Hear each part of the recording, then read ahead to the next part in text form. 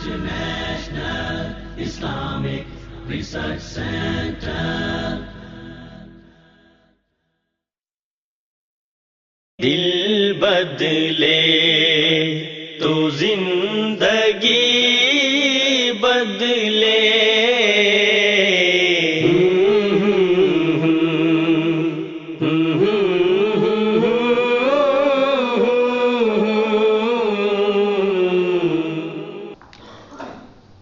بسم الله الرحمن الرحيم. الحمد لله الذي بيده مقاليد الفرج. الحمد لله عدد ما نزل من السماء وعرج. الحمد لله عدد ما دخل الأرض وخرج.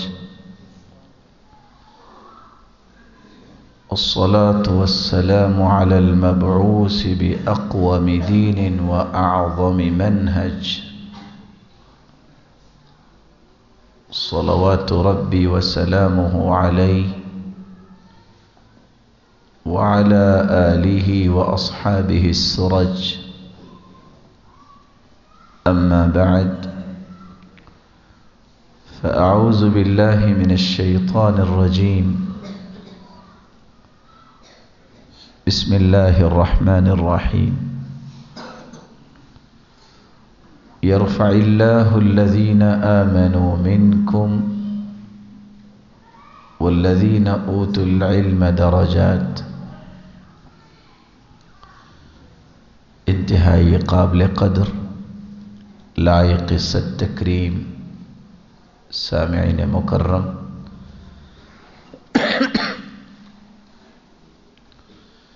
اللہ رب العزت ہم سب کے خالق و مالک ہیں.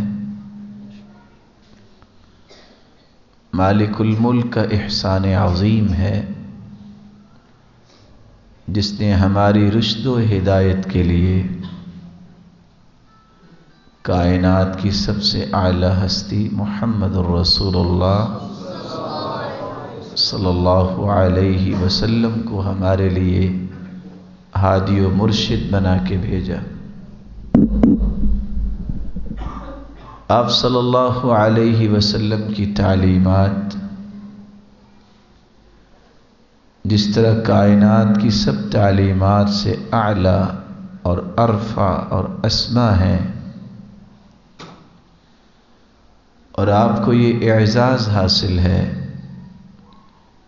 کہ آپ کی ذات اقدس بھی پوری کائنات سے اعلیٰ ہے.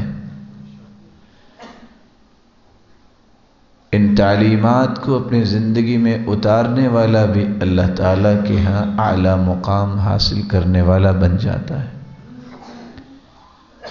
آج کی اس مبارک مجلس میں ہماری گفتگو کا محور بھی یہی چند نکات ہوں گے، جن میں بنیادی نقطہ یہ ہوگا کہ آج کوئی امیر ہے یا غریب ہے، بڑا ہے یا چھوٹا ہے، پڑھا لکھا ہے یا ان پڑھ ہے، مرد ہے یا عورت، سب اس بات پر متفق ہے کہ ہمارا مقام بلند ہونا چاہیے. بلند مقام اس وقت ملتا ہے جب بلندیوں والے رب کا انسان محبوب بنتا ہے، اور رب کا محبوب بننے کے لیے اعمال بھی وہ کرنے پڑتے ہیں جو اللہ کے ہاں محبوب عمل ہیں. رسول اللہ صلی اللہ علیہ وسلم نے امت کو ایسے اعمال کی تعلیم دی ہے جن اعمال کو اختیار کرنے سے انسان اللہ کا محبوب بن جاتا ہے.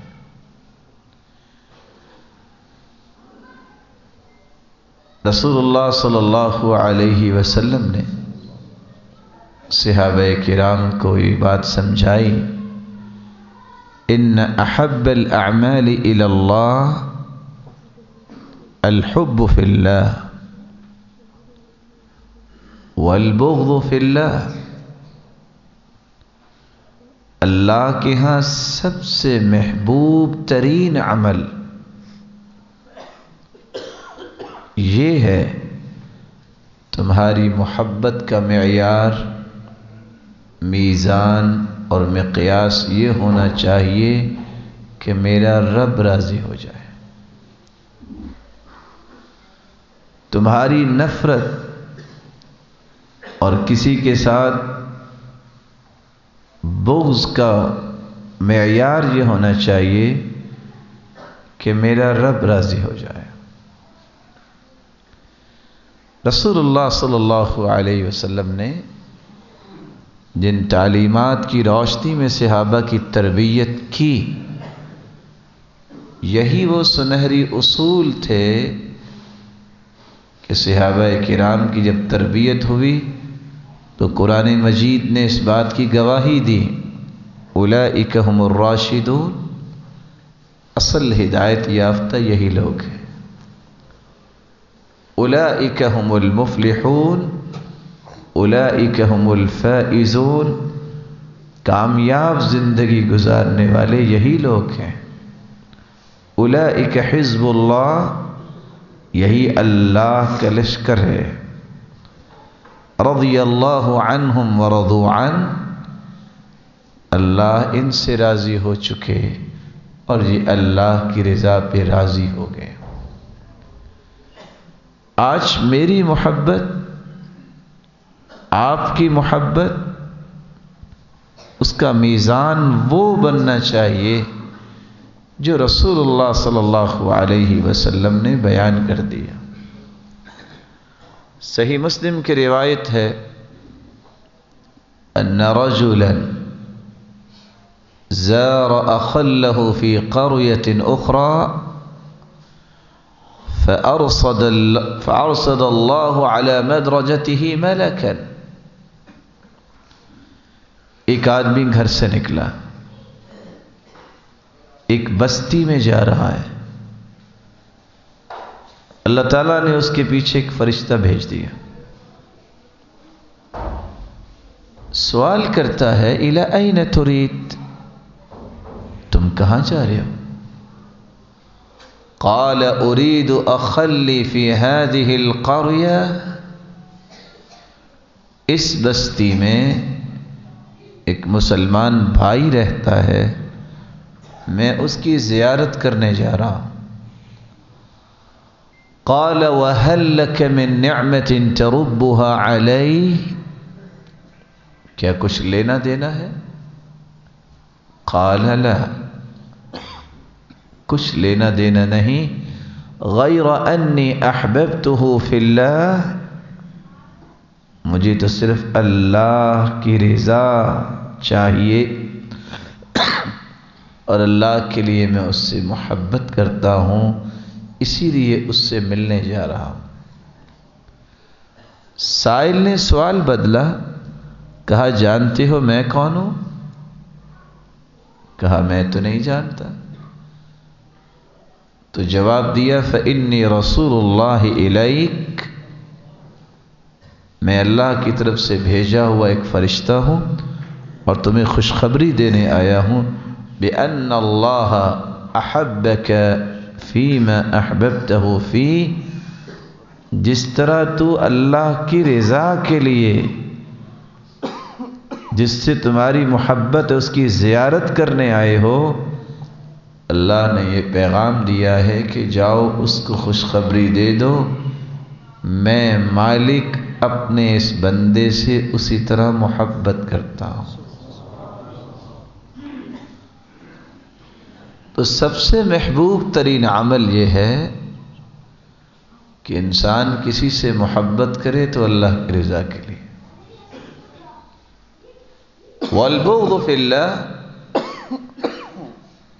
کسی سے نفرت اس کا معیار ایک ہی ہو، میں آخر کسی سے نفرت کر رہا ہوں تو کیوں؟ اس لیے کہ اللہ تعالیٰ کی توحید کو یہ نہیں مانتا، یہ اللہ اور اس کے رسول کے احترام کو نہیں جانتا، اسی لیے کافر سے نفرت کرنا، اس کے عمل سے نفرت کرنا، یہ ایمان کا حصہ ہے۔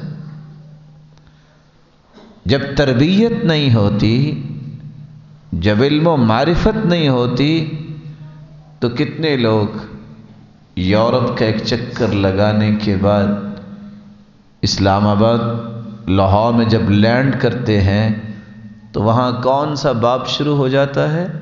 باب فضائل امریکہ، امریکہ کی فضیلت کا باب۔ اور مسلمانوں کے بارے میں ان کا رویہ کیا ہوتا ہے کہ اس شخص کو تو دنیا میں رہنا ہی نہیں چاہیے، اس شخص کو تو مار دینا چاہیے۔ اس کا مطلب کیا ہوتا ہے کہ یہ شخص جاہل ہے، اس کو اصول و ضوابط کا پتہ نہیں، کبھی بھی کسی مسلمان سے نفرت نہیں کرتے۔ ہاں اگر اس میں کسی قسم کی کوتاہی ہے تو اس کوتاہی سے نفرت ہونی چاہیے۔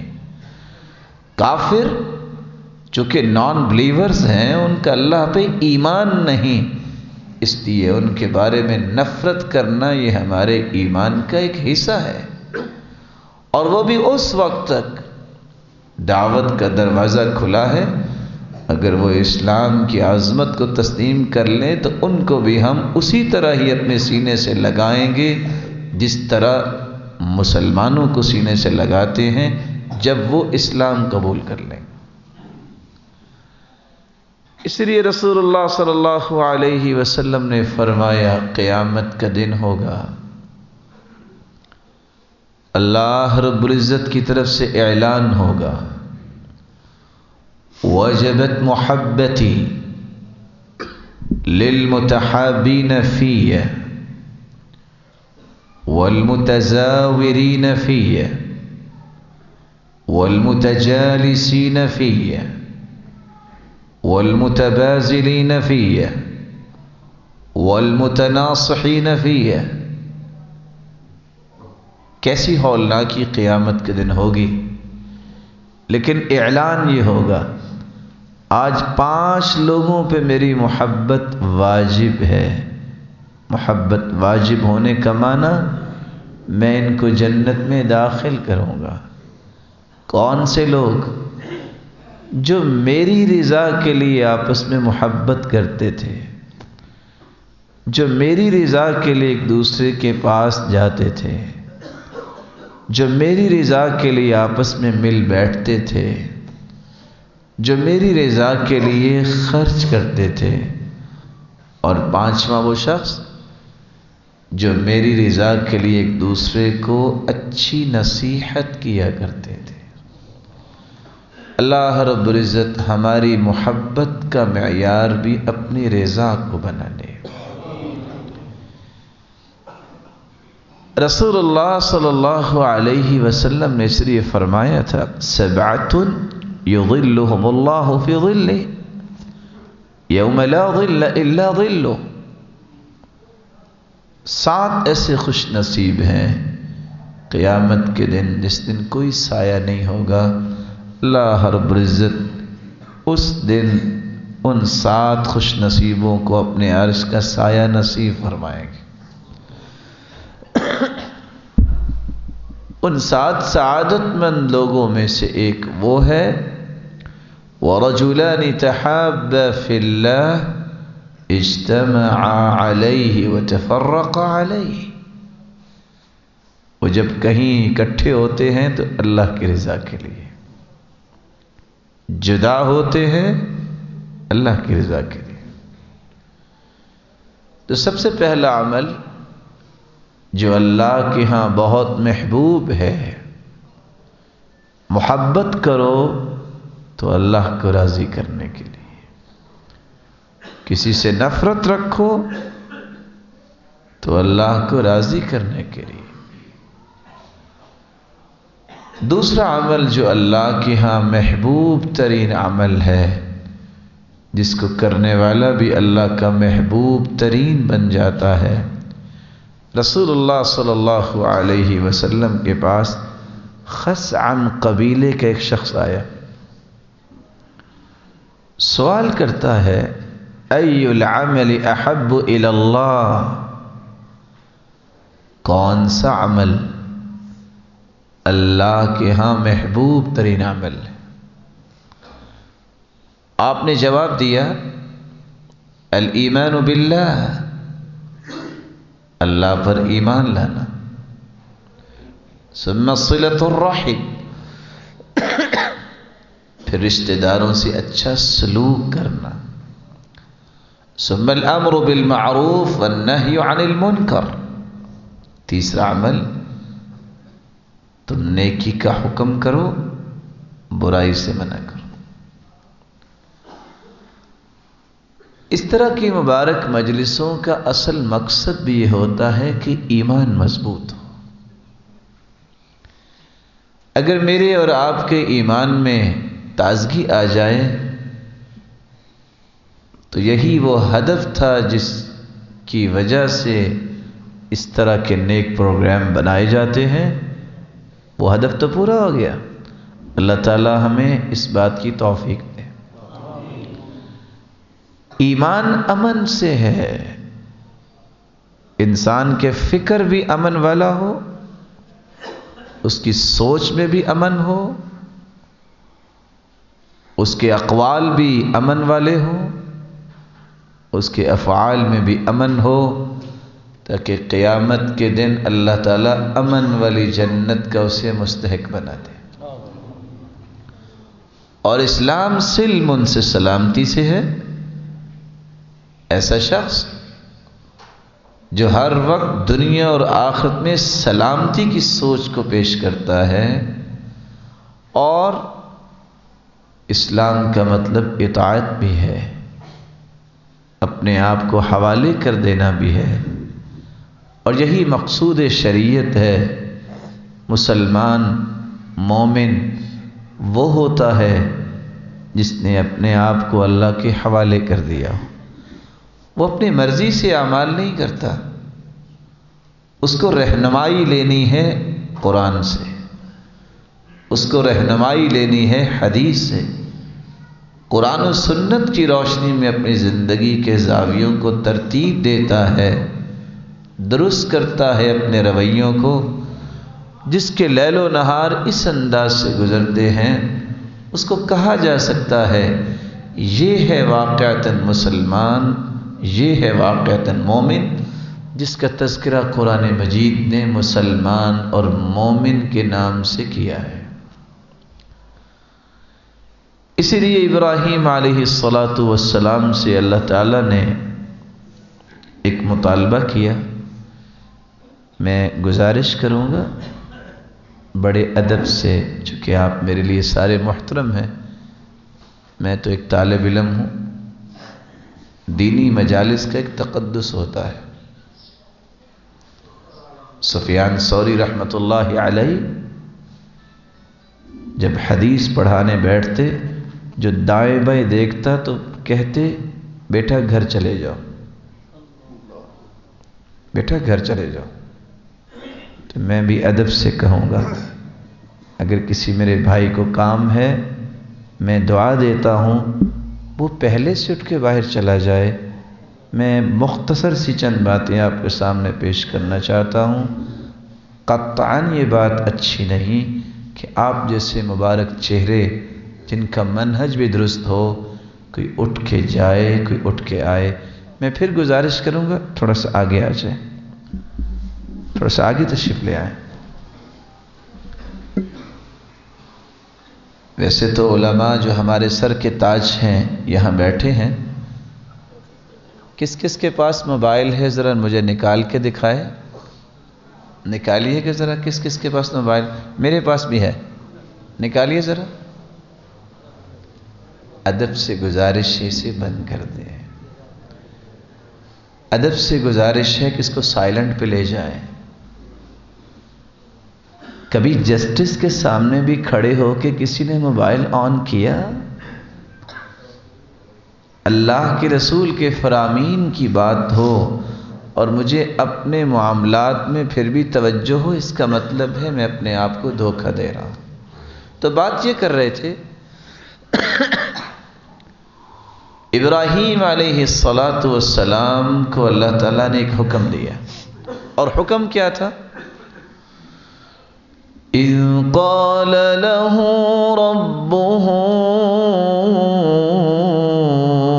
اسلم قال اسلمت لرب العالمین۔ میرے پیارے پیغمبر مطیع ہو جاؤ، فرما بردار ہو جاؤ، اپنا آپ میرے حوالے کر دو۔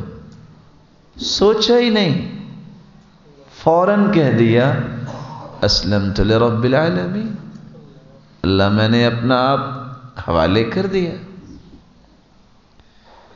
یہ تھا دعویٰ۔ اللہ نے ایک دلیل طلب کی کہ اپنے دعوے کو سچا ثابت کرو، اور دلیل کیسے طلب کی؟ قرآن مجید نے اس دلیل کا تذکرہ بھی کیا ہے۔ فَلَمَّا بَلَغَ مَعَهُ السَّعْيَ قَالَ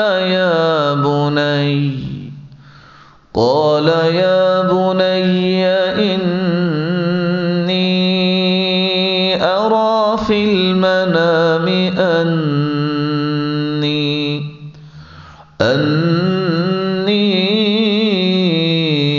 أَذْبَحُكَ فَانظُرْ مَاذَا تَرَى قَالَ يَا أَبَتِ افْعَلْ مَا تُؤْمَرُ سَتَجِدُنِي إِن شَاءَ اللَّهُ مِنَ الصَّابِرِينَ۔ فَلَمَّا أَسْلَمَا وَتَلَّهُ لِلْجَبِينِ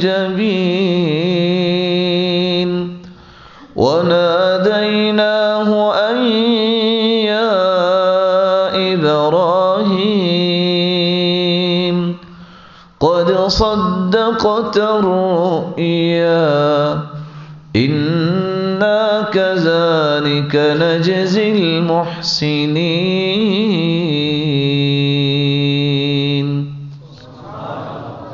اللہ تعالیٰ نے ابراہیم علیہ السلام کو ایک بیٹا دیا۔ جب اس عمر کو پہنچا کہ جب ایک ایک ادا والدین کو بھاتی ہے، ساتھ ہی اللہ کا حکم آ گیا اس کو ذبح کر دو۔ دلیل مانگی، دعویٰ تھا نا، اللہ میں نے حوالے کر دیا۔ جب خواب آئی تو والدین جن کو اللہ تعالیٰ نے یہ انعام دیا ہوتا ہے، منہجی والدین ہوتے ہیں، وہ اچھی خوابیں اولادوں سے شیئر کرتے ہیں، فیس بک پہ شیئر نہیں کرتے۔ اگر اولادوں کو خواب آئے جیسے یوسف کو آئی تو پہلے وہ والدین سے شیئر کرتے ہیں، جیسے یوسف نے یعقوب سے شیئر کی۔ وہ فوراً اٹھ کے نماز پڑھے نہ پڑھے نہیں بیٹھ جاتے کہ پہلے میں شیئر کروں کہ رات کو مجھے یہ خواب آئی تھی۔ منہجی بننا چاہیے۔ باپ نے بیٹے سے شیئر کیا، بیٹا اللہ کا حکم ہے کہ تمہیں ذبح کر دوں۔ بیٹے نے بھی نہیں سوچا، کہ افعل ما تؤمر، ابا جان اگر رب کا حکم ہے تو آپ کر گزریے، آپ مجھے صبر کرنے والوں سے پائیں گے۔ قرآن نے وہاں لفظ جو استعمال کیا فلما اسلم، دونوں ہی مسلمان ہو گئے، دونوں ہی مطیع نکلے، دونوں نے اپنے آپ کو اللہ کے حوالے کر دیا۔ باپ نے بھی، بیٹے نے بھی۔ لٹا دیا، چھری چلانا چاہیے، چھری کا کام ہوتا ہے کاٹنا۔ صلب اللہ قوت القطع، اللہ تعالیٰ نے کاٹنے کی صلاحیت چھری سے ختم کر دی اس وقت تک جب تک فرشتے کے ذریعے جنت سے ایک جانور چھری کے نیچے لٹا نہیں دیا۔ چھری بھی چل گئی، دلیل بھی مل گئی کہ واقعی انہوں نے اپنے آپ کو میرے حوالے کر دیا ہے۔ اللہ نے انعام کیا دیا، رہتی دنیا تک قربانی کی سنت کو جاری کر دیا۔ سب سے بہترین عمل الایمان باللہ، پھر اس کے بعد صلۃ الرحم، رشتہ داروں سے اچھا برتاؤ کرنا، رشتہ داروں سے اچھا سلوک کرنا۔ ہم جب سرے راہ کسی کو ملتے ہیں، السلام علیکم، ہاؤ آر یو، کیسے ہیں آپ، لیکن اپنے رشتہ دار کے ساتھ 4 سال گفتگو نہیں ہوئی، یہ ایمان نہیں ہے۔ اصول سمجھیے، رشتہ داری 3 طرح کی ہے۔ ایمان والا رشتہ دار ہے تو اس کے ساتھ کیسا برتاؤ کرو؟ من احب ان يبسط له في رزقه وينسأ له في اثره فليصل رحمه، جو شخص چاہتا ہے کہ اس کی زندگی لمبی ہو جائے، بابرکت بن جائے، اس کے مال میں فراوانی آ جائے، اس کو چاہیے کہ وہ رشتہ داروں سے اچھا برتاؤ کرے۔ تم جو برتاؤ کرو گے اپنے رشتہ داروں کے ساتھ اچھا، اس کا فائدہ تمہیں دنیا میں بھی مل جائے گا، بابرکت زندگی ہو جائے گی، مال میں برکت آئے گی۔ دوسرا رشتہ دار جو آپ کے ساتھ بدتمیزی کرتا ہے، جو آپ کے رشتے کو توڑتا ہے، جو آپ کے ساتھ جہالت کا برتاؤ کرتا ہے، جھگڑا کرتا ہے۔ یہی سوال آکھ ایک صحابی نے کیا، ان لی قرابہ اصلهم ویقطعونی واحلم عنهم ویجہلون علی واحسن الیہم ویسیئون الی۔ اللہ کے رسول میں کیا کروں، میں تو حلم اور بردباری کا برتاؤ کرتا ہوں، وہ بدتمیزی کرتے ہیں۔ میں تو رشتہ داری جوڑتا ہوں، وہ توڑتے ہیں۔ میں نیکی کرتا ہوں، میرے ساتھ برائی کرتے ہیں۔ آپ نے 2 حکم دیے، صل من قطعک، جو توڑتا ہے تم جوڑو، واعط من حرمک، جو تمہیں نہیں دیتا تم اسے دو، واعف عمن ظلمک، جو تجھ پہ ظلم کرتا ہے تم اسے معاف کرو۔ ایک بات ساتھ ہی خوشخبری دے دی، لئن كنت كما قلت وكأنما تسفهم المل ولا يزال معك من الله ظهير على ما دمت على ذلك۔ اگر تم ایسا ہی کرتے ہو جیسا تم نے بتایا تو تم نے تو ان کے منہ میں خاک ڈال دی۔ یقین کر لے اگر تم اپنی نیکی کو جاری رکھو گے، وہ جو چاہیں کرتے رہے، ایک مددگار فرشتہ اللہ تعالی ہمیشہ آپ کے ساتھ رکھیں گے۔ تیسرا رشتہ دار جو شرعی برائی پہ قائم ہے، جس کو شریعت نے برائی کہی ہے، میری اور آپ کی ذاتی رائے نہیں، دلائل کی روشنی میں وہ گنہگار ہے۔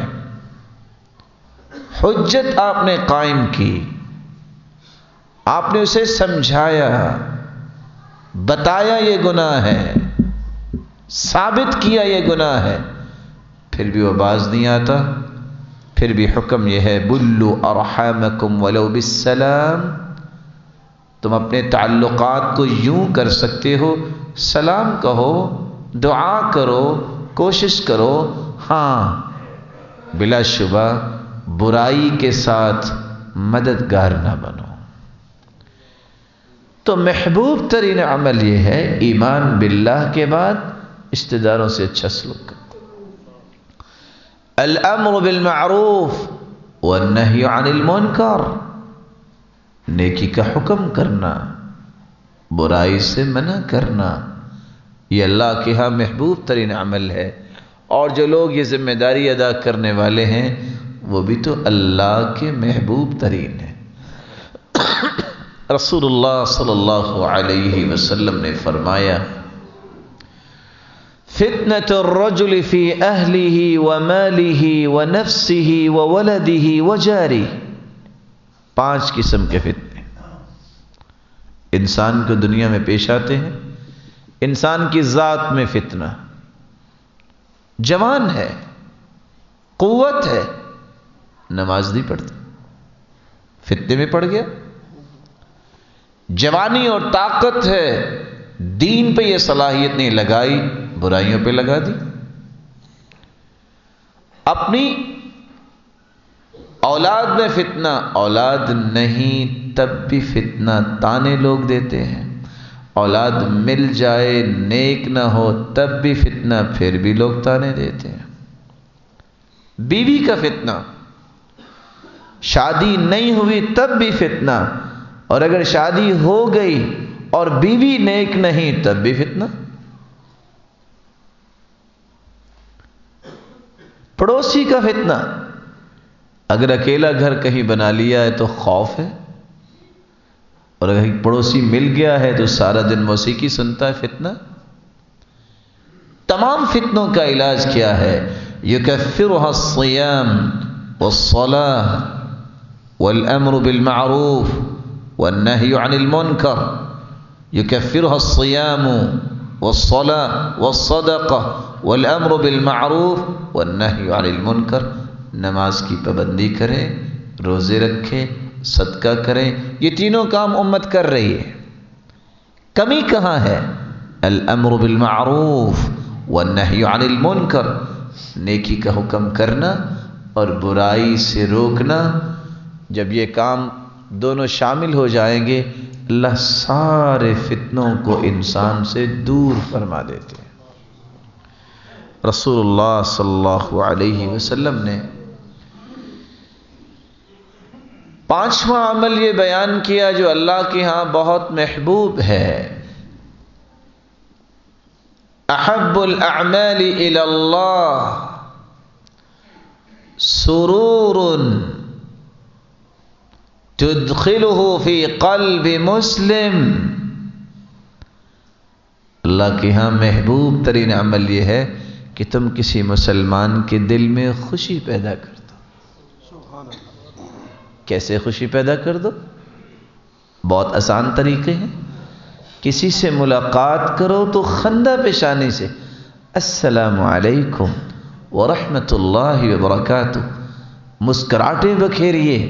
تبسمک فی وجہ اخیک لک صدقہ. دونوں جیبیں خالی ہیں، مسکرا کے کسی مسلمان کو ملنا یہ بہت بڑا صدقہ ہے. اور اگر مصافحہ ہو جائے، ما من مسلمین یلتقیان فیتصافحان الا غفر لهما قبل ان یتفرقا. دونوں آپس میں جب مصافحہ کرتے ہیں دونوں کے ہاتھ جدا بعد میں ہوتے ہیں، اللہ تعالیٰ دونوں کے گناہوں کو معاف کر چکے ہوتے ہیں. یہ ایک الگ بات ہے کہ آج اس طرح کے رویوں کو لوگ سمجھتے ہیں یہ کوئی کام ہے. لو ہم ملتے رہیں، ٹھیک ہے جی ملے ہوئے ہیں. ان کو قدر نہیں کہ ہاتھ جدا ہونے کے ساتھ انسان پاکیزہ بن جائے. اس سے بڑا انعام کیا ہے؟ اللہ کا محبوب بن گیا. سرور تدخلہ فی قلب مسلم. اللہ کے ہاں محبوب ترین عمل یہ ہے کہ تم مسلمانوں کے دلوں میں خوشی پیدا کر دو. رسول اللہ صلی اللہ علیہ وسلم نے سچ فرمایا. صحابیات اور صحابہ کرام کو تو یہ چیزیں یاد تھیں، ان کی ہر وقت یہ کوشش ہوتی تھی. انس کو دیکھیے، گھر سے نکلتے تو ہاتھ کو بھی خوشبو لگا کے نکلتے. ویسے تو لگانی چاہیے نا، مسجد جاتے وقت خوشبو استعمال کرنی چاہیے. ویسے بھی اللہ کے رسول کو خوشبو بڑی پسند تھی. ہاتھ کیوں لگاتے؟ جب میں کسی سے مصافحہ کروں گا ثواب تو ملے گا، اس کو خوشبو آئے گی تو وہ خوش بھی ہو جائے گا. سیدہ عائشہ کو دیکھیے کہ اگر وہ درم و دینار صدقہ کرنے لگتی تو کہتی رکو رکو رکو. مومنوں کی ماں کیا ہوا؟ کہتے واپس لاؤ. درم و دینار کو بھی خوشبو لگا کے دیتی کہ ایک تو اس کو صدقہ ملے گا، دوسرا جب اس کو خوشبو آئے گی تو وہ خوش ہوگا اور دعائیں دے گا۔ اور ایسے لوگ آج بھی زندہ ہیں کہ آج بھی جنہوں نے یہ باتیں پڑھی اور سنی ہیں، جب بھی وہ اللہ کی راہ میں کو مال پیش کرتے ہیں تو خوشبو لگا کے ہی دیتے ہیں۔ سرور تدخلہ فی قلب مسلم، مسلمان کے دل میں خوشی پیدا کرنا محبوب ترین عمل ہے، اور وہ انسان بھی اللہ کا محبوب ہے۔ اور آپ صلی اللہ علیہ وسلم کی زندگی کا طریقہ یہ تھا، ما تکلم رسول اللہ صلی اللہ علیہ وسلم الا وهو متبسما، آپ نے زندگی میں جب بھی کلام کرتے تو آپ کا طریقہ مبارک کیا تھا؟ آپ مسکرا کے گفتگو کرتے، حتیٰ کہ پہلی مرتبہ ملنے والے کو شک ہو جاتا کہ کائنات میں سب سے زیادہ اللہ کے رسول مجھ سے ہی محبت کرتے ہیں۔ یہی یقین اور شک عبداللہ ابن عمر کو ہوا، کہتے ہیں اللہ کے رسول اتنی مجھ سے محبت کرتے ہیں، چلو میں آج پوچھتا ہوں۔ کہتے ہیں یا رسول اللہ صلی اللہ علیہ وسلم من احب الناس الیک، سب سے زیادہ آپ کو کس سے پیار ہے؟ یہ کیا سمجھ رہے تھے میرے ساتھ؟ کیونکہ رویہ ہی ایسا مبارک تھا۔ آپ نے جواب دیا عائشہ، عائشہ کے ساتھ۔ قال لا من الرجال، اللہ کے رسول مردوں میں سے کون آپ کو زیادہ پیارا ہے؟ قال ابوها، سیدنا ابو بکر۔ قلت ثم من، پھر کون؟ قال عمر۔ قلت ثم من، پھر کون؟ قال عثمان۔ قلت ثم من، پھر کون؟ قال علی۔ 10 نام آپ نے گنوا دیے، عبداللہ ابن عمر کا بھی نام نہیں آیا۔ مسکرانے لگ گئے۔ کہا آپ کیوں مسکرا رہے ہیں؟ کہ اللہ کے رسول میں نے تو پوچھا اس لیے تھا کہ پہلی ہی مرتبہ آپ کہیں گے سب سے زیادہ تجھ سے ہی پیار ہے، کیونکہ میں تو سمجھتا تھا کہ آج تک زندگی میں مجھے اتنا پیار چونکہ کسی نے دیا ہی نہیں ہے، تو لگتا ہے میں ہی اللہ کے رسول کو سب سے زیادہ پیارا ہوں۔ یہ وہ مبارک رویے تھے جو ایک مرتبہ مل جاتا زندگی بھر ملاقات کو بھولتا نہیں تھا۔ اور یہاں میں حدیث ابھی مکمل نہیں ہوئی، ایک اور حدیث شامل ساتھ کر لیتا ہوں۔ رسول اللہ صلی اللہ علیہ وسلم نے فرمایا احب العباد الی اللہ احسنہم خلقا، سب سے پیارے لوگ وہ ہیں اللہ کے ہاں جن کا اخلاق اچھا ہے۔ اور یاد رکھنا، طاقت پہ ناز تو بہت لوگ کرتے ہیں، لیکن اخلاق کو لینے کے لیے کم لوگ تڑپتے ہیں۔ لیکن لوہے کی تلواروں سے جو نہ جھک سکا وہ اللہ کے رسول کے اخلاق کے سامنے جھک گیا تھا۔ یاد ہے نا سمامہ بن اسال کا قصہ؟ چودھری تھا، اب چودھری جھک کے کون بولتا ہے؟ چودھری جو ہوا، سیدنا عمر اس کو پکڑ کے لائے، انٹیلیجنس کے اس وقت وہی چیف تھے، اور عمر آپ کو پتہ ہے کہ عمر جس راستے پہ چلتے شیطان راستہ چھوڑ دیتا، شیطان نہیں چلتا تھا۔ اور صحابی کہتے ہیں اللہ تعالیٰ نے عمر کو شان ایسی دی تھی، وہ تو لوہے کا پنجہ تھے، اگر ہم اکٹھے بیٹھے ہوتے نا تو کوئی آپس میں بات کرتے تو وہ یوں پنجہ ڈال کے کھینچ لیتے۔ کہتے اگر اچھی بات ہے تو تمہیں جرت کیسے ہوئی عمر کو اچھی بات سے محروم کرنے کی، اور اگر بری بات ہے تو تمہیں جرت کیسے ہوئی عمر بیٹھا اور پھر بھی تم بری بات کر رہے ہو۔ عمر رضی اللہ تعالی عنہ کو اللہ تعالیٰ نے یہ کمال دیا تھا، لیکن جب سمامہ بن اسال کو مسجد میں لے آئے، ستون کے ساتھ باندھ دیا، آپ نے آ کے پوچھا ما عندک یا سمامہ، سمامہ کیسے ہو، کیا خبریں آپ کی؟ سمامہ تو بپھرا ہوا تھا۔ کیا کہتا ہے؟ تنعم تنعم علی شاکر وان تقتل تقتل ذات من، احسان کرو گے تو احسان کا بدلہ احسان ملے گا، اور اگر خون بہایا نا تو بدلہ لینے والے بھی ہیں۔ پتہ کس کو کہہ رہا ہے؟ کائنات کی سب سے اعلیٰ ہستی۔ آپ مسکرائے اور آپ نے فرمایا اس کو دودھ پلاؤ، دودھ فطرت ہے، دودھ پیے گا فطرت کے قریب ہوگا، اور آپ چلے گئے۔ دوسرے دن وہی سوال وہی گرم جواب، تیسرے دن وہی سوال وہی گرم جواب، کیا خیال ہے 3 دنوں میں 8 سالہ کورس کروایا اسے؟ جواب تو دیجئے۔ اس کو کوئی جلسے کوئی تقریریں سنائی اللہ کے رسول نے؟ صحابہ کے خوبصورت رویے دیکھے، اخلاق دیکھا۔ جب تیسرے دن بھی اس نے ایسا جواب دیا، آپ نے اشارہ کیا اطلقو، اس کو چھوڑ دو، جانی دشمن۔ سوچ میں پڑ گیا کہ مدینے جیسا شہر برا نہیں میں کہتا تھا، اور میں کہتا تھا اس جیسا تو برا انسان نہیں ہے، مجھے چھوڑ دیا۔ باہر گیا، غسل کیا، واپس آئے۔ سمامہ اب کیسے آئے ہو؟ کہا اب جان نکلے گی تو آپ کے قدموں میں نکلے گی۔ محبوب اللہ کے بننا ہے تو محبوب اعمال اختیار کیجئے، وہ ہے اچھا اخلاق۔ اللہ تعالیٰ مجھے اور آپ کو ایسا اخلاق نصیب فرمائے۔ لیکن ایک بات میں کہنا چاہوں گا، اچھے اعمال کرنے کے لیے پہلے دل اچھا بناؤ۔ دل جب تک اچھا نہ ہو، اچھے اعمال انسان کے جسم میں سرایت نہیں کرتے۔ اتفاق سے یہ حدیث کسی نے ایک آدمی نے سنی ہوگی، اس نے کہا یہ صدقہ کرنا چاہیے، یہ حدیث تو آج مجھے اس پہ عمل کرنا چاہیے، سب سے پہلے میں گھر سے شروع کرتا ہوں۔ اب اس نے صرف بیوی کو خوش کرنے کے لیے، اور کرنا چاہیے خوش، حدیث بھی ہے تو میں بہترین وہ ہے جو بیوی کے معاملے میں بہتر ہے۔ اس نے اپنی بیوی کو لیا اور کہتا ہے ارائیت القمر، چاند کو دیکھ رہی ہو؟ بیوی بھی صالحہ ہوگی، نیک ہوگی۔ اس نے کہا نعم ما احلاها، کتنا اچھا ہے چاند۔ اس نے صرف اس حدیث کی روشنی میں دل میں خوشی پیدا کرنے کے لیے کیا کہا؟ انت احلی من القمر، اللہ نے تجھے چاند سے بھی خوبصورت بنایا ہے۔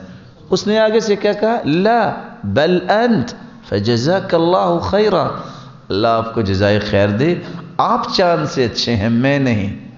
دونوں نے خوش کر دیا، دونوں نے صدقہ کر دیا۔ جب دل کی حالت ٹھیک نہ ہو تو پھر کیا ہوتا ہے؟ ایک شخص اور بھی اٹھا، اس نے کہا یہ نیکی تو مجھے بھی کرنی چاہیے۔ اپنی گھر والی کو لے کے نکلا، کہتے ارائیت القمر، چاند دیکھ رہی ہو؟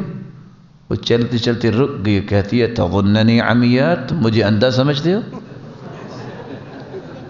لا الہ الا اللہ۔ اب نہ بیچاری اس کا صدقہ پورا ہوا نہ اس کا صدقہ۔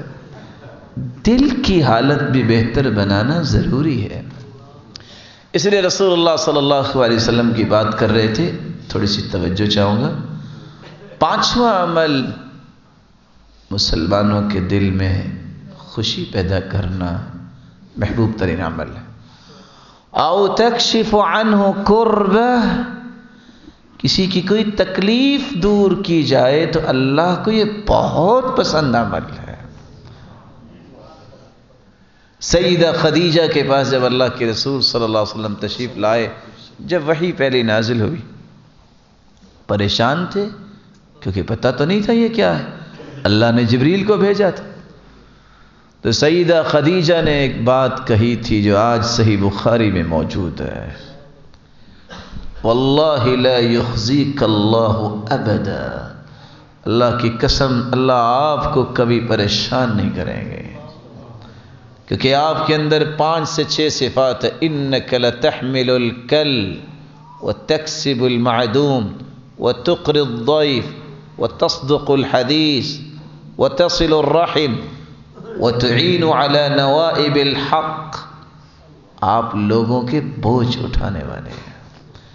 بلا شبہ اللہ کے رسول گٹھریاں اٹھاتے تھے، لیکن یہ بھی بوجھ ہے، کوئی پریشان حال ہے وہ آپ سے شیئر کرتا ہے، اس کی بات تسلی سے سنو، شریعت کی روشنی میں اس کی رہنمائی کر دو۔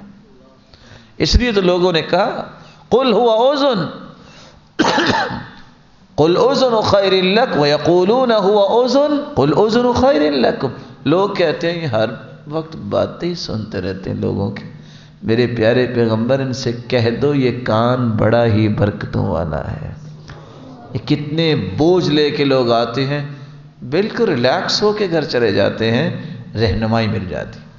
آپ سچی بات کرنے والے، آپ رشتہ داروں سے اچھا برتاؤ کرنے والے، آپ مہمان نواز ہیں، آپ جو کما نہیں سکتا اس کو کما کے دیتے ہیں، حق بات کی مدد کرنے کے ہر وقت تیار رہتے ہیں، جس میں یہ صفات ہوں اللہ اسے ضائع نہیں کرتا. او تقضی عنہ دین، ساتواں عمل جو اللہ کے ہاں بڑا محبوب ہے، جو کسی کا قرض اتار دے. آج یہ رویہ ختم ہو گیا. آج مسلمان قرض دینے سے گھبراتا ہے. ہیزیٹیشن کیوں ہوتی ہے؟ اس کی بھی ایک وجہ ہے، کیونکہ معاشرے کی تربیت نہیں. جو لے لیتا ہے دینے کا نام نہیں لیتا. اور حدیث کیا کہتی ہے؟ انما جزاء السلف الحمد والادا. جس سے قرض لیا ہے اس کے لیے دعائیں کرو اور وقت پہ واپس کرو کہ مشکل وقت میں تمہارے کام آیا، اس کے لیے کثرت سے دعا کرو.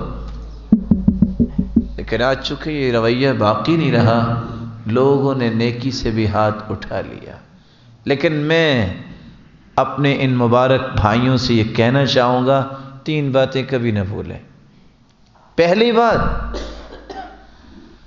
روایت بتاتی ہے صدقہ کرنے سے 10 گنا اگر ثواب ملتا ہے تو قرض دینے سے 18 گنا ثواب ملتا ہے. دوسری بات، آپ نے اگر 10 ملین کسی کو قرض دیا ہے 3 ماہ کے لیے، 3 ماہ کے اندر وہ واپس نہیں کر سکا، 3 ماہ سے 1 دن اوپر ہو گیا ہے، ہر روز 18 گنے تو مل رہا تھا. 10 ملین کو 18 کے ساتھ ملٹیپلائی کیجئے کتنا بنتا ہے. لیکن جو 1 دن اوپر ہو گیا ہے اور آپ نے برداشت کیا ہے، اللہ کے رسول کا فرمان ہے جو ایسا کرتا ہے آدھی رقم یعنی 5 ملین روپے آئندہ ہر روز اس کے نامہ اعمال میں بطور صدقہ لکھے جائیں گے. دیا نہیں ہے اس نے. اور اس سے بڑی بات، من محى عن غریمه او عفى عنه كان في ظل العرش يوم القيامة. جو قرض معاف کر دے یا کسی کا قرض اتار دے، اللہ تعالیٰ قیامت کے دن اسے عرش کا سایہ نصیب فرمائے گا. صحیح بخاری کی روایت بتاتی ہے ایک شخص کو لایا گیا جس کی کوئی نیکی نہیں تھی. پوچھا کوئی نیکی ہے؟ کہتا نہیں. اللہ ایک نیکی ہے. کون سی نیکی؟ میں جس کو قرض دیتا تھا اس کو ڈھیل دے دیتا تھا. ارے تم ڈھیل کیوں دیتے تھے؟ اے اللہ میں تجاوز اس لیے کرتا کہ ہو سکتا ہے اس کے پاس گنجائش نہ ہو. اللہ رب العزت نے فرمایا میں زیادہ حق رکھتا ہوں تجاوز کرنے کا، جاؤ اس ایک نیکی کی وجہ سے تجھے میں جنت بھیجتا ہوں. رویوں کو زندہ کرنا چاہیے، لیکن سمجھانا بھی چاہیے کہ جو نیکی کرتا ہے اس کے ساتھ برائی نہیں کیا کرتے، اس کے احسان مند ہوا کرتے، اس کے لیے دعائیں کرتے ہیں. او تطرد عنہ جوعا، 8واں عمل جو اللہ کے ہاں بڑا ہی محبوب ہے، اور یہ کام کرنے والا بھی اللہ کے ہاں بڑا محبوب ہے، جو کسی کی بھوک کو دور کر دے، کسی کو کھانا کھلا دے. اور یہاں میں صحیح بخاری کی روایت پیش کر کے چھوٹا سا سوال کروں گا. صحیح بخاری کی روایت بتاتی ہے کہ ایک بنی اسرائیل کی بدکار عورت تھی. اس نے دیکھا کہ کتے کو پیاس لگی ہے اور زبان زمین پہ لگا رہا ہے. اس نے موزے اتارے، خمار اپنا دوپٹہ اس سے باندھا، کنویں سے پانی نکالا، کتے کو پانی پلا دیا. اللہ تعالیٰ نے اسی وجہ سے اس کو بخش دیا. دیانت داری سے بتائیے، آپ کے پاس کچھ نہیں ہے، کوئی مسلمان آپ سے ملتا ہے، آپ کے پاس آتا ہے، آپ اگر ٹھنڈا پانی پلا دیں آپ کو اللہ جنت نہیں دے گا؟ وہ تو کتے کو پلایا. اور انسان تو اشرف المخلوقات ہے. لیکن آج ہوتا کیا ہے؟ یہ رویہ بھی ختم ہو گیا. مہمان نوازی کو ہم نے بوجھ بنا لیا.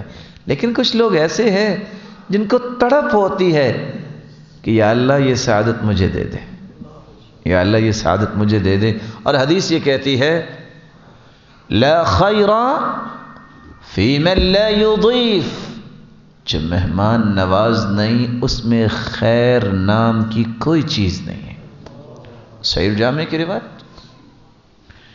رسول اللہ صلی اللہ علیہ وسلم نے اس لیے فرمایا من کان یؤمن باللہ والیوم الآخر فلیکرم ضیفہ، جس کا اللہ اور آخرت کے دن پر ایمان ہے اسے چاہیے کہ اپنے مہمانوں کی عزت کرے. اور آج ہوتا کیا ہے؟ کوئی رشتہ دار بھی آ جائے چہرہ پھیر لیتے ہیں، اور اگر سر پہ چڑھ ہی آئے کہتے اچھا پھر کب آئے آپ؟ ماشاءاللہ ہر جگہ سیاست، ہر جگہ یہ چالاکی. اچھا پھر کب آئے؟ اور کچھ لوگ زیادہ ہی چالاک ہیں، وہ کہیں گے آپ کھانا تو نہیں کھائیں گے؟ نہیں کھائیں گے. کہہ جو دیا نہیں کھائیں گے تو نہیں کھائیں گے. نہیں. وَيُؤْثِرُونَ عَلَىٰ أَنفُسِهِمْ وَلَوْ كَانَ بِهِمْ خَصَاصَةٌ. اس آیت کا سبب نزول کیا ہے؟ ایک مہمان آ گیا، اللہ کے رسول نے فرمایا من یضیف هذه الليلہ، اس کی مہمان نوازی کون کرے گا؟ انصاری صحابی نے کہا میں نے کروں گا. گھر لے گئے، کہا کھانے کا کچھ ہے؟ قالت لا الا قوت الصبیان، میرے خامد گھر میں تو کھانے کا کچھ نہیں، صرف بچوں کے لیے ہے. کہا چھوڑو اس بات کو، چراغ گل کر دو، مہمان کو آج کھلائیں گے. اللہ کے رسول نے کہا اور میں لے آیا ہوں مہمان. میں کبھی کبھی سوچتا ہوں اگر پاکستانی ماحول ہوتا تو اس بیچارے کی پٹائی کی آواز ہی آنی تھی کہ تم نے مجھے پوچھا. ہاں ناراض نہ ہوئیے گا، پاس بیٹھا ہے، ساتھ ثابت کر رہا ہے. اب اندھیرا ہو تو کیا کر رہا ہوگا؟ ایک لمحے کے لیے سوچئے کہ گویا میں بھی کھا رہا ہوں. مہمان کو کھلا دیا، نہ خود کھایا، نہ بیوی نے کھایا، نہ بچوں نے کھایا. صبح اٹھے تو اللہ نے آسمان سے وحی نازل کر دی وَيُؤْثِرُونَ عَلَىٰ أَنفُسِهِمْ وَلَوْ كَانَ بِهِمْ خَصَاصَةٌ. اپنی جانوں پہ بھی یہ ترجیح دیتے ہیں، ان کے پاس کچھ بھی نہ ہو تو پھر بھی کہتے ہیں جو ہے وہ بھی اللہ کے لیے دینے کو تیار ہے. تَطْرُدُ عَنْهُ جُوعًا، لوگوں کی بھوک دور کی جائے. کتنے اعمال ہو گئے بلا؟ ایک گزارش کرو اگر آپ غصہ نہ کریں، کر دو. کہتے نہیں تو کیا کرے گی؟ نہیں، میں تو گزارش کرنے والا. وہ گزارش یہ ہے کہ اپنے آپ کو جذباتی بنانا چھوڑ دیں. یہ جذباتی جو چیزیں ہوتی ہیں نا اس میں فائدہ نہیں ہوتا. نعرہ تکبیر اور پتہ نہیں کیا کچھ، اور اگر پوچھا جائے کہ بیان کیا ہوا ہے پتہ نہیں. دور کو بدلو. اور ادب سے گزارش کروں گا، بخاری سے لے کر صحیح بخاری سے لے کر جملہ کتب حدیث اٹھائیے، ایک روایت آپ کو مل جائے مجھے بھی بتا دینا کہ اللہ کے رسول کے کسی درس میں نعرہ تکبیر کی آواز آئی ہو، نعرہ لگا ہو، یہ صحابہ کے دور میں یا تابعین کے دور میں، کسی ایک حدیث میں. اچھل ابل کے جو لوگ کام کرتے ہیں نا اس میں برکت نہیں ہوتی. آپ لو پروفائل پہ رہ کے کام کریں. آپ کا مقصد ہو تربیت، مقصد ہو ہم نے دین اپنے اندر پیدا کرنا ہے. احد کے مقام پہ صرف جب انہوں نے کہا تھا اعلو حبل تو اللہ کے رسول نے فرمایا تھا جواب دو. تو عمر نے جواب دیا تھا اللہ اعلی و اجل. کہا لنا العزى ولا عزى لكم، ہمارا تو عزہ ہے تمہارے پاس عزہ نہیں ہے. اللہ کے رسول نے فرمایا عمر جواب دو اللہ مولانا ولا مولا لکم. کسی ایک پروگرام میں اللہ کے رسول نے 23 سال نبوت کا پرچار کیا ہے، ایک دن بھی نعرہ لگا ہو کسی ایک حدیث میں مجھے بتا دیجئے گا۔ جذبات بھی کنٹرول کرنا چاہیے، سیکھنا، سمجھنا، ہضم کرنا، اس کے مطابق عمل کرنا اور اس کو آگے پہنچانے کی پلاننگ کرنا، یہ میری اور آپ کی ذمہ داری ہے۔ اللہ مجھے اور آپ کو توفیق سے نوازے۔ تو میں عرض یہ کر رہا تھا کہ کتنی باتیں ہوگی بھلا؟ میں نے ویسے 9 بیان کیے ہیں۔ بارک اللہ فیکم۔ 10ویں بات جو میں بیان کرنا چاہتا ہوں، رسول اللہ صلی اللہ علیہ وسلم نے ایک بات بیان کی جو اللہ کے ہاں بہت محبوب ہے، لیکن اس محبوب بات کے ساتھ ایک اور اضافہ کر دیا، اور اس اضافے کو بیان کرنے سے پہلے میں آپ سے پوچھوں گا، جی چاہتا ہے آپ کا مسجد نبی جانے کا؟ تو بخل کس چیز کا؟ کہو اللہ سب کو لے جائے اور اپنے بچوں اور والدین کے سمیت لے جائے۔ ایک نماز پڑھیں تو کتنا ثواب ملتا ہے؟ 1000 اور اگر وہاں اعتکاف کیا جائے تو لیلۃ القدر بھی اعتکاف اگر بیٹھنے والا خلوص نیت سے بیٹھے اور راتوں کو اللہ کے سامنے گڑ گڑائے اور قیام کر، اس کو لیلۃ القدر بھی ملے گی نا۔ چلو میں ایک دوسرے انداز سے پوچھ لیتا ہوں، اللہ کے رسول صلی اللہ علیہ وسلم اگر پورے رمضان کا مہینہ نماز مسجد نبوی میں پڑھیں اور 10 دن نہیں پورا مہینہ اعتکاف کریں، پوری کائنات کی باتیں اکٹھی کر لیں، اس اجر کو پہنچ سکتے ہیں؟ فرمایا وَلَأَنْ أَمْشِي مَعَ أَخِي وَأَقْضِيَ لَهُ حَاجَتَهُ احب الی من ان اعتکف شہرا فی هذا المسجد۔ میرے صحابہ، میں 1 مہینہ اس مسجد میں یعنی مسجد نبوی میں اعتکاف کروں، اس سے زیادہ اجر والا اور محبوب عمل میرے نزدیک یہ ہے کہ میں کسی مسلمان بھائی کے ساتھ جاؤں اور اس کی جائز ضرورت کو پورا کر دوں۔ محبوب ترین عمل جب کریں گے تو اللہ کے محبوب بنیں گے۔ رسول اللہ صلی اللہ علیہ وسلم نے اگلا عمل یہ بتایا،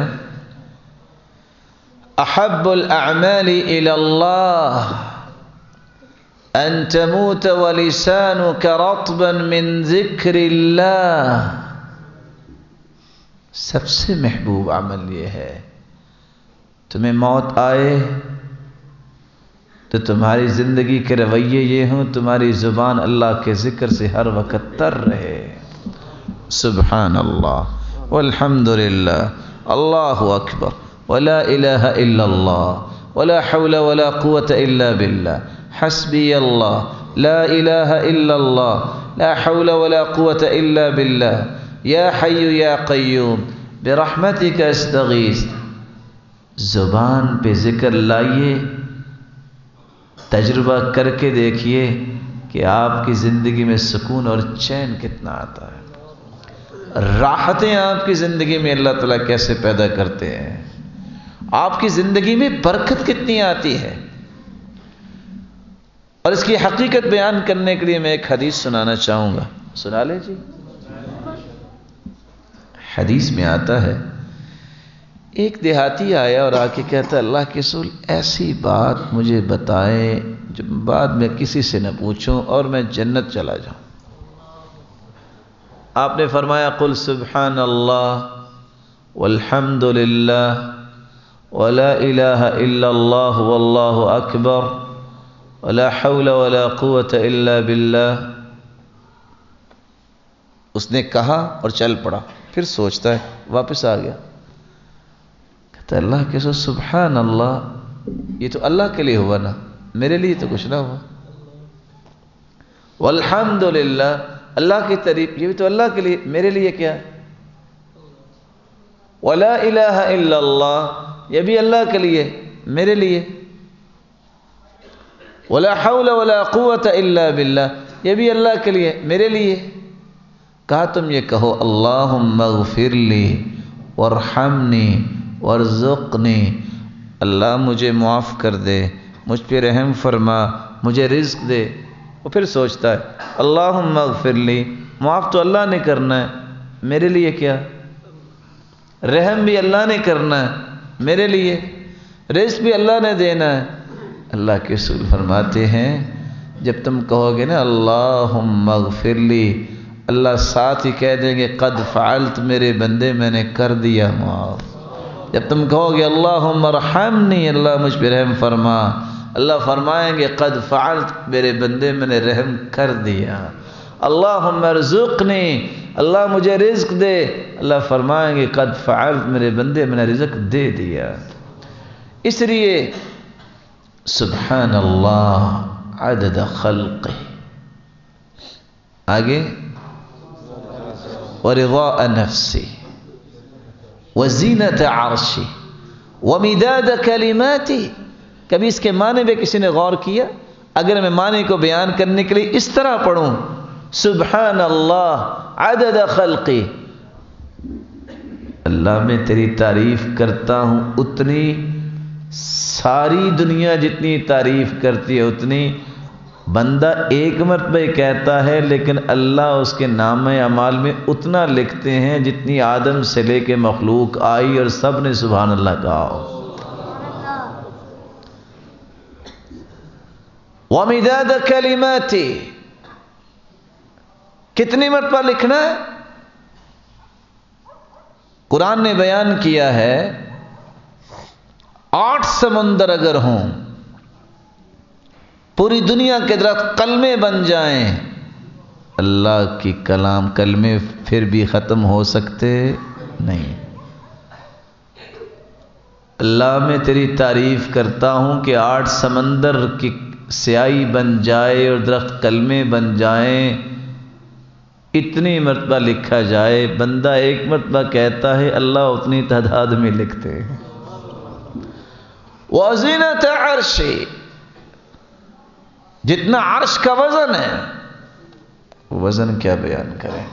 حدیث میں آتا ہے جو فرشتے حملۃ العرش ہیں، اللہ کے عرش کو اٹھانے والے، ما بین عاتقی الی شحمۃ اذنی، کندھے اور کان تک جو ہے وہ 4 سے 5 انگلیوں کا فاصلہ ہے، لیکن جو فرشتے ہیں مسیرۃ 700 عام، کندھے سے کان تک کا سفر 700 سال کا سفر ہے۔ فرشتے کتنے بڑے ہوں گے؟ پھر اللہ کے عرش کے بارے میں تو ہم بات ہی نہیں کر سکتے۔ اللہ اتنا وزن جو ہے نامہ اعمال میں کل کو بنا دے سبحان اللہ کا، اللہ اتنا ہی بنا دیں گے۔ ورضاء نفسی، اللہ میرے اندر کمی کوتاہی ہو سکتی ہے، اللہ اتنی مرتبہ لکھ لے جہاں تو راضی ہو جائے۔ تو ذکر کرنا یہ اللہ کا محبوب ترین عمل ہے، انسان بھی اللہ کا محبوب بنتا ہے۔ 12واں عمل رسول اللہ صلی اللہ علیہ وسلم نے فرمایا احب الاعمال الی اللہ الصلاۃ علی وقتها، نماز کو اس کے وقت پہ پڑھا جائے۔ بر الوالدین، والدین کے ساتھ نیکی کی جائے۔ والجہاد فی سبیل اللہ، اعلاء کلمت اللہ کے لیے جہاد کیا جائے۔ رسول اللہ صلی اللہ علیہ وسلم نے محبوب ترین عمل بیان کیا ہے، کس بات کو؟ وقت پہ نماز پڑھنا۔ 5 نمازوں میں صرف عشاء کی نماز ہے جس میں اللہ کے رسول نے فرمایا لولا ان اشق علی امتی لأخرت العشاء الى نصف اللیل، اگر میری امت پہ مشقت نہ ہو تو میں عشاء کو آدھی رات تک لیٹ کروں، باقی ہر نماز کو وقت پہ پڑھوں۔ آج یہ رویہ ختم ہو گیا۔ یاد کیجئے اس رویے کو کہ سعید بن مسیب کہا کرتے تھے لوگوں 50 سال ہو گئے مؤذن اذان بعد میں کہتا ہے میں پہلی صف میں پہلے بیٹھا ہوتا ہوں۔ باپ نے بیٹے سے پوچھا درکت التکبیرۃ الاولی، بیٹا یہ بتاؤ تکبیر اولی کے ساتھ تم نے نماز پڑھی؟ کہتا ہے نہیں۔ تو کہا لما فاتک خیر من 100 ناقہ کلها سود العیون، بیٹا اگر 100 اونٹنیاں مجھے مل جاتی تو مجھے اتنی خوشی نہ ہوتی جتنی تیری تکبیر اولیٰ کے ساتھ نماز پڑھنے کی خوشی ہوتی۔ پتہ ہے 100 اونٹنیاں کتنے کی آتی ہیں؟ اس دور میں وہی قیمت اونٹنیوں کی تھی جو اس وقت V8 کی قیمت ہے، پراڈو کی قیمت۔ 100 گاڑیاں مل جائیں تو اتنی خوشی نہیں جتنی بیٹے کی تکبیر اولیٰ کے ساتھ نماز پڑھنے کی خوشی۔ آج ہمارے معیارات بدل گئے، ہمیں تو بلے چاہیے کہ بیٹا یہ بن جائے اور یہ بن جائے، اس کو جنازہ پڑھانے کی دعائیں آئے نہ آئیں، باپ فوت ہو جائے غسل کا طریقہ آئے نہ آئے، بس بلا لگنا چاہیے۔ دعا کیجیے اللہ سب کی اولادوں کو نیک بنائے۔ میں آخری بات کر کے بات کو ختم کرتا ہوں۔ رسول اللہ صلی اللہ علیہ وسلم نے فرمایا احب الاعمال الى اللہ ادومها وان قل، سب سے محبوب ترین عمل یہ ہے کہ کام مستقل مزاجی سے کرو، خواہ تھوڑا ہی کرو۔ مستقل مزاجی سے کام کرنے سے انسان کا تعلق جو اللہ کے ساتھ جڑا رہتا ہے، تھوڑا بھی کام ہو اس کا اجر زیادہ بن جاتا ہے کیونکہ مستقل ہو رہا ہے۔ تو میں بھی اللہ سے دعا کرتا ہوں اللہ تعالی ہمیں دینی امور پہ مستقل مزاجی نصیب فرمائے۔ الہ العالمین جتنے یہ بات سن رہے ہیں سب کو رحمتوں، راحتوں، عزتوں اور برکتوں سے نواز۔ مولا کریم جو روحانی یا جسمانی یا نفسیاتی بیمار ہیں ان کی بیماریوں کو شفاؤں میں بدل دے، جو کسی مصیبت میں ان کی مصیبتوں کو خوشیاں بنا دے۔ الہ العالمین جو کسی تنگی میں ان کی تنگیوں کو آسانیاں بنا دے۔ بے روزگار کو بھی تونگر بنا، مقروض کے غیبی خزانوں سے مدد فرما۔ صاحب اولاد ہیں تو ان کی اولادوں کو نیک بنا، دست و بازو بنا، آنکھوں کی ٹھنڈک بنا اور صدقہ جاریہ بنا۔ صاحب مال ہیں تو ان کے مال میں برکت فرما اور ان کا فتنوں اور آزمائشوں سے بچا۔ الہ العالمین جس نے تیرا یہ گھر آباد کیا ہے تو ان کا گھر جنت میں آباد فرما۔ مولا کریم اس کو توحید و سنت کی نشر و اشاعت کا ایک مرکز بنا۔ الہ العالمین اس کے قائمین، اس کے انتظام و انصرام سنبھالنے والوں کو دنیا اور آخرت میں عزتوں سے نواز۔ الہ العالمین جس طرح تیرے گھر میں جمع ہیں تو ہمیں جنت الفردوس میں جمع فرما، اپنے محبوب کی رفاقت نصیب فرما اور اپنے دیدار کا مستحق بنا۔ وآخر دعوانا الحمد للہ رب العالمین۔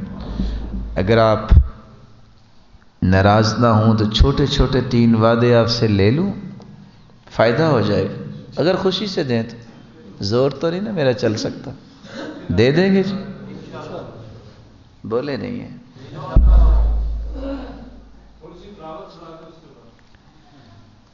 وعدہ ہوا کہ میں تلاوت سناؤں گا، پہلے آپ 3 وعدے دے دیں۔ میں بھی انشاءاللہ بھی کوشش کرتا ہوں کہ تلاوت سناؤں، ٹھیک ہے؟ وعدہ صرف یہ ہے، آپ کہاں بیٹھے ہیں؟ اس سے مبارک جگہ کو دنیا میں ہے مسجد سے؟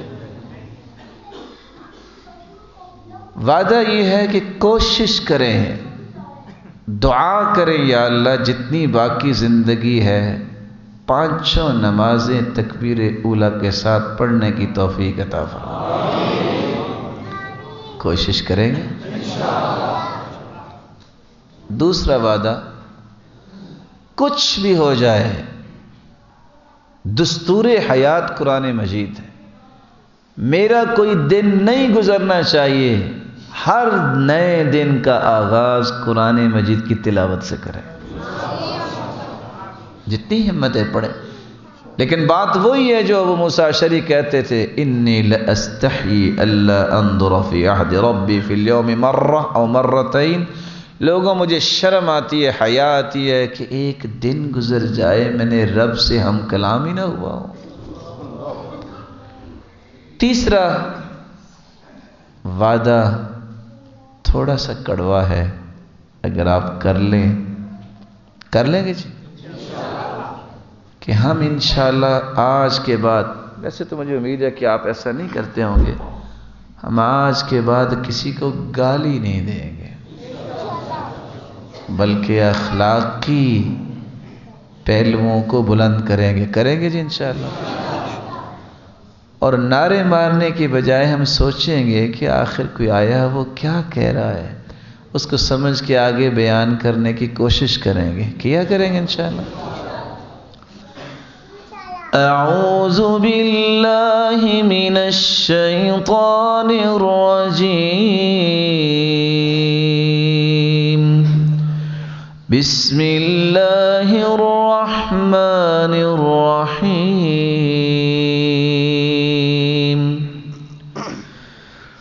आमनर रसूलु बिमा उन्ज़िला इलैहि मिर रब्बिहि वल मुअ्मिनून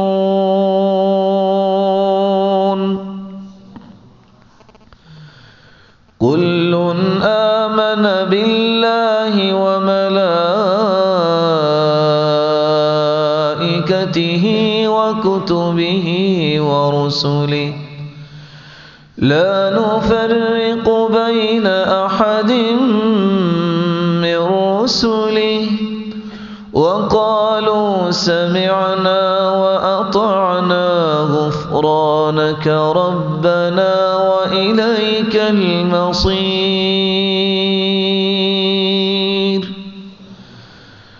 ला युकल्लिफुल्लाहु नफ्सन इल्ला वुस्अहा लहा मा कसबत व अलैहा मक्तसबत रब्बना ला तुआखिज़ना